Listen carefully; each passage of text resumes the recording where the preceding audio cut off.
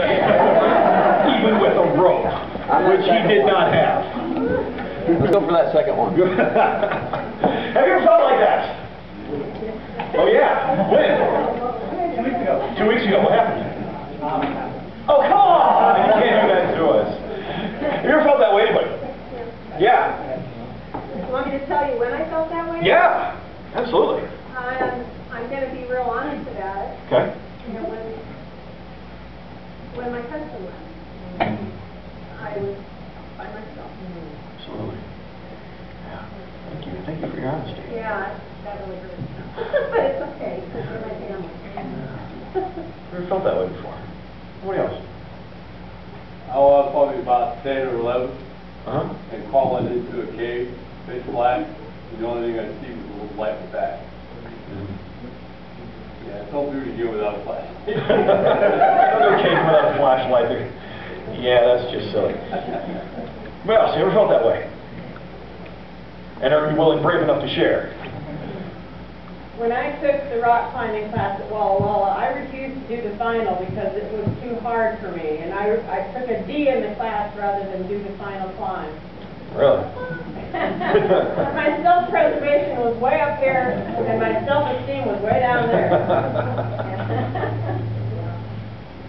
Well, this ain't a big one, but we was up there at McCall, you know, that Ponderosa State Park. There's them rocks up there on the top of the hill, and you can look over the lake.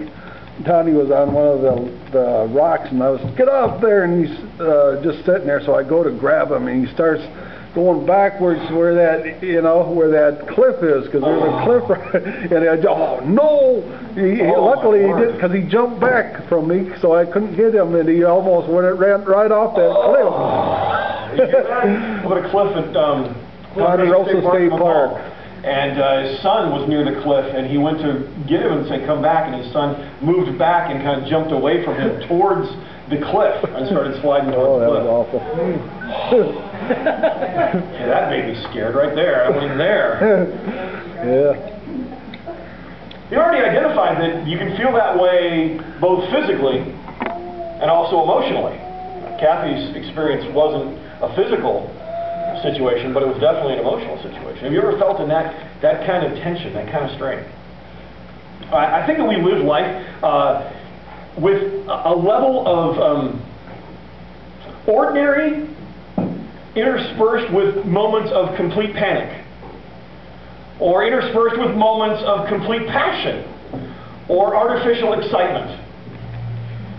I remember when I was a youth pastor in New Orleans for 2 summers, one of the places that we took the kids was a water park. And there's nothing like taking kids to a water park. They have the ability, teenagers, to ask the questions nobody else wants to. There was this one slide that was absolutely fantastic. It's, you know, you lay on your back and basically it's a drop and then levels out, and the whole point is you go with somebody and see who can go faster. That's basically the thing. Except for one kid who, after he got at the end, now as you can imagine, there's certain physical forces that as you're going down a water slide like this that play upon your body and your clothing. And so he actually had the audacity to ask the lifeguard at the end if she liked watching people pick their swimsuits back out in the line. And you're like, guys, really, we don't have to talk about that with the lifeguards. Can we move on? But there's something about that. Everyone is excited. Why? Because you put yourself at a little bit of risk, a little bit of adventure. You feel gravity start to pull you out of control, and you're a little bit on the edge. Some of us are very controlled people. Don't like to be out of control. Can I get a witness up in here? Amen. I don't mind going fast in my car as long as I know that my car is going to handle it and I'm okay. I don't do well at skiing because I don't like to be out of control.